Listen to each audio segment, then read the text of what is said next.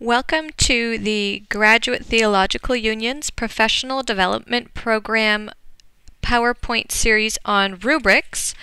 This is part 2 of the series. So in the second part of the rubrics presentations, we're going to look at two kinds of rubrics. The first kind is holistic and the second kind is analytic, and they're used in two different ways and for two different purposes, and you can have a mix of them in the same class, although I wouldn't recommend having a mix of them for the same assignment.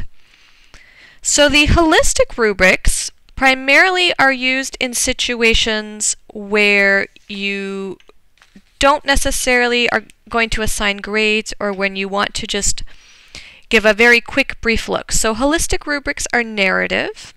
They can replace grades in some circumstances. They do not require a breakdown of the components of an assignment, and breaking down those components can be the most time-consuming part of building a rubric. So if you don't have a lot of time, holistic rubrics can fit that. And there are also, holistic rubrics are more qualitative and descriptive than analytic rubrics in terms of sort of giving a broad outline. And as we'll see, each section on a holistic rubric usually has only a few sentences. So here's our first example of holistic rubrics. This is one for an essay, and you'll see that it's very simple. The categories for what an essay is are very broad. They don't give a lot of details.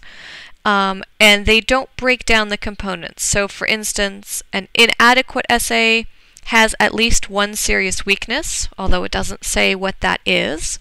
It may be unfocused, underdeveloped, or rambling, and problems with the use of language seriously interfere with the reader's ability to understand what is being communicated. So those are very broad statements. It doesn't say anything about the organization of the essay, about the coherence of a thesis, about the use of sources. It doesn't talk about the specificity of language problems or anything like that. It's sort of a quick and dirty kind of a rubric that you can use maybe on a mini essay or something like that. The next example of a holistic rubric, this could be used for an essay or for a presentation. As you'll see, there's just three categories with a couple of bullet points. There's nothing to tell you how the information should be laid out. It doesn't tell you sort of what kind of thesis you're expected to have, how the material should be presented. You could use this for any kind of a mini assignment. Rubrics are good even for those teeny tiny things. Or you could use this as sort of your broad guide if you don't want to give a grade assignment for a particular project, or if you just want to sort of put this up on the board and say, hey, here's sort of what I'm looking for. So now we're going to look at a couple of analytic rubrics, and these are very different from holistic rubrics. These are the ones that we're most often used to seeing. They tend to assign grades and numbers. This component is worth 5% or 10 points, or this is worth that. They break the assignment down into component parts, and we're going to take a look at some of the really specific details of what that looks like in different assignments. They give acceptable and unacceptable levels of performance. So they'll go from, here's what a fail is, here's what a pass is, here's what a adequate is, here's what a good is, here's what excellent is. So they really have a lot of category levels. And they are usually presented in table form. So like I said, this is what we're most used to seeing. So this is an analytic rubric for an oral presentation or for a video. And there is a lot of detail, as you can see, and that accounts for the small font. I apologize.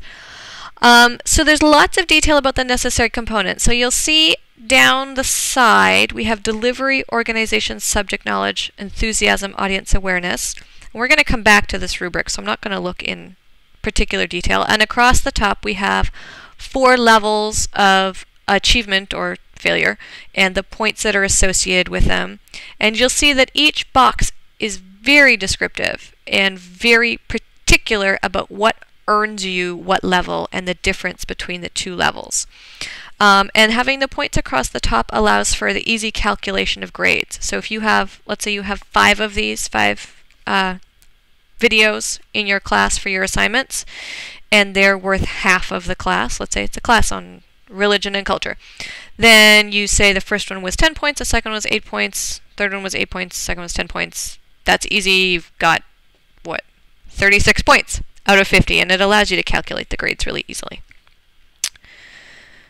So rubrics can be designed for any assignment, and in part 3 we're going to look at the actual design, but today we're going to look at examples of rubrics that hopefully can inspire you to create your own, or you can just adapt them. So rubrics can be used for essays, as we've seen, for oral presentations.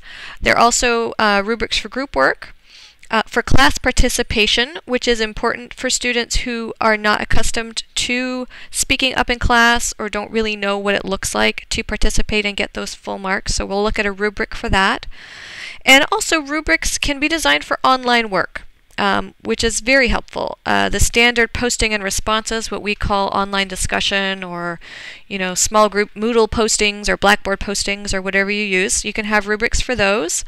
There are rubrics for wiki projects. So if you want to have your class develop an online wiki for an assignment, or you break them into small groups, there are rubrics to show what that looks like.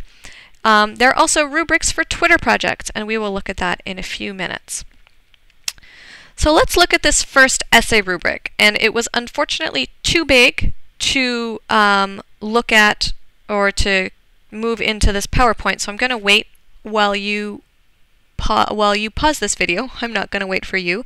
You can pause this video, go type this into your browser, and download and open the file, and then hit play again.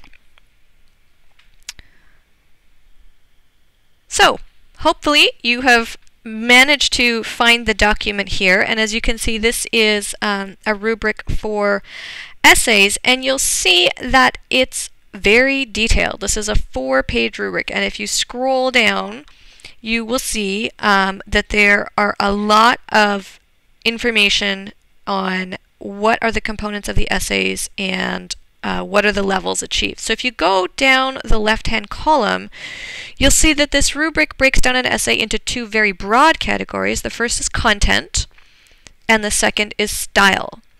And the content category has its own subcategories of what are the components of content in an essay. There's an argument, there's understanding, analysis, synthesis, evaluation.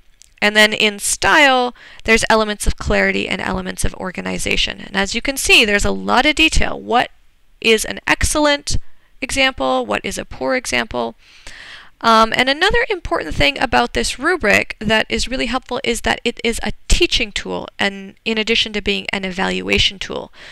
So if you go to the very last page, you scroll all the way down to the very, very, very bottom, there's a content component called conclusion.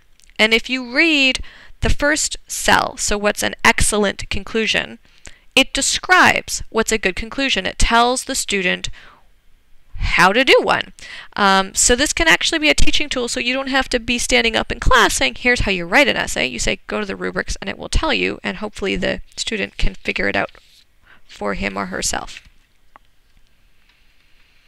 So next we're going to return to the rubric for the oral presentation, or you can also use this for a video presentation, and look a little bit more closely at how the categories for an oral presentation differ from the categories in a rubric. So if you look second from the top, there's organization. So obviously that's kind of similar to an essay along with subject knowledge.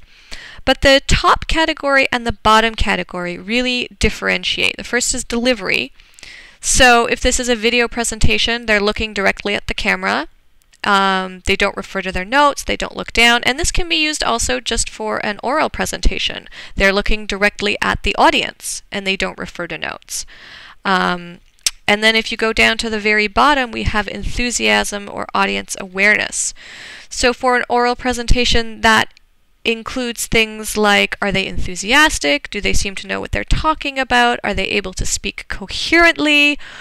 Or are they sort of talking in a monotone and they don't really care and they trail off, and you could tell they'd rather be doing something else rather than doing an oral presentation.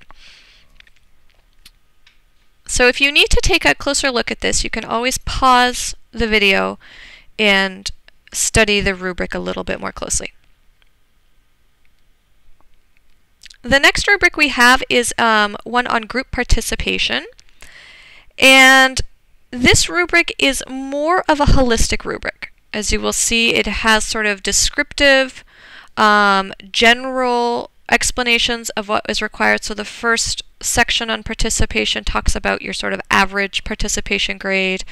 The second section talks about one extreme and the excellent participation, and the third section talks about the other extreme of very poor participation. You could convert this to an analytic rubric by making the bullet points your categories and giving more descriptions. So for instance, on the first one, where it says participation is asking questions, you could, in an analytic rubric, break that down. What is a good question? What is a bad question? So an excellent question would refer to the topic at hand. A poor question would be referring to something already answered in class. And then you would break out what is a good answer, what is constructive disagreement with another student, and then just put it in a table form. So it's easy to convert, or not easy.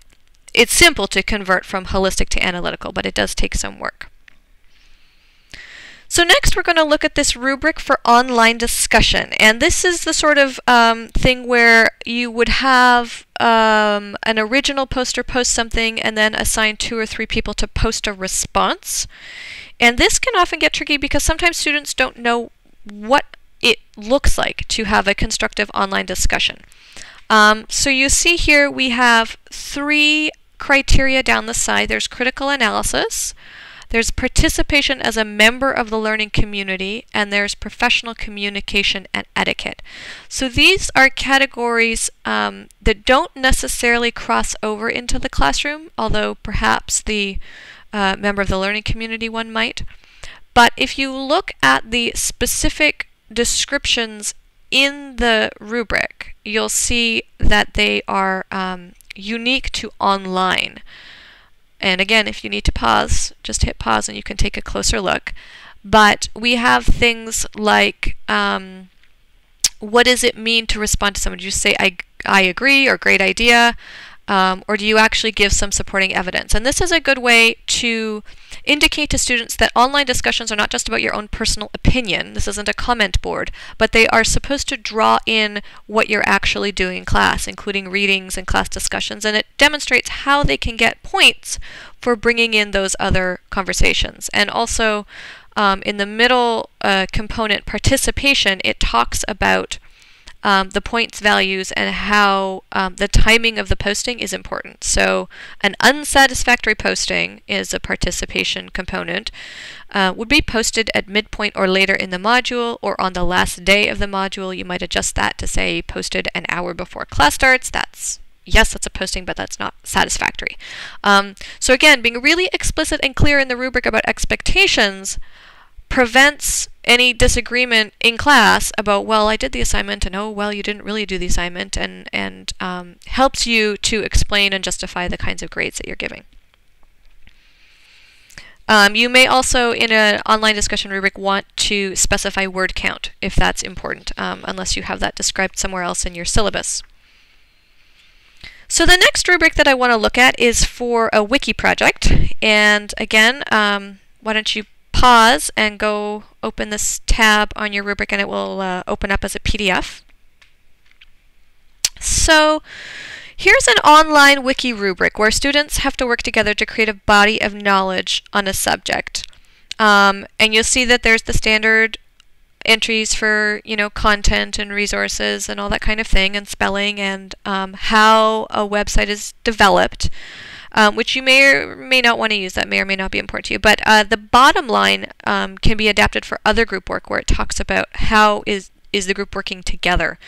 But I wanted to include this because online wiki projects can be a replacement for in-class projects, and they can also allow you to assign group work for students who may not be on the same schedules. If you have students who work or students who are parents who aren't as flexible with their schedules as the traditional student, then a wiki project allows them to sort of collaborate asynchronously and gives a little bit more freedom to students who, can't just work until 3 in the morning on their homework because they're doing something else. So finally, we have this rubric for a Twitter project. And the interesting thing about this rubric is that it's very clear and it's very explicit, so much so that someone who is unfamiliar with Twitter, like myself, can actually understand what the expectations are. So we have along the left-hand side content, frequency, hyperlinks. I didn't know you could do that in Twitter. Mechanics, and then comments and contributions. And then across the top, the levels of achievement. And each box is very clear about what an appropriate Twitter posting looks like. Particularly in mechanics, you'll see that an exemplary tweet has no spelling mistakes, while an unsatisfactory one has 5 errors or more per tweet. And then just above it talks about hyperlinks and linking to current links and not out-of-date ones, and using tiny URLs as part of the tweet. So if you need to take another closer look at this, just hit pause. But we're going to move on. So there are other rubrics, which I haven't put here, but if you'd like to take a look at them, some of these are posted at the GTU Professional Development website. So I encourage you to go to that site and find that. And in particular, there are 4 rubrics there that are helpful for at least being aware that they exist. Also for yourself as an instructor designing a course, you can use these to determine whether or not your course engages with these ideas. But we have civic engagement, which might be good for a social theory class or a Catholic social thought class or anything like that. Intercultural knowledge, if you're doing a course on religious pluralism, that would be a helpful rubric. Ethical reasoning might be good for a spirituality class or a history class or anything where you're going to be talking about ethics. And global learning is also useful for a class where you're emphasizing that students have using a diversity of sources. So I encourage you to go and look at that. So that's the end of this section. In the next video, Rubrics Part 3, we're going to be looking at step-by-step rubric development. And I want you to make sure that you have some blank paper and a writing utensil, because we're going to actually be drafting a rubric, and this way you will be ready to go.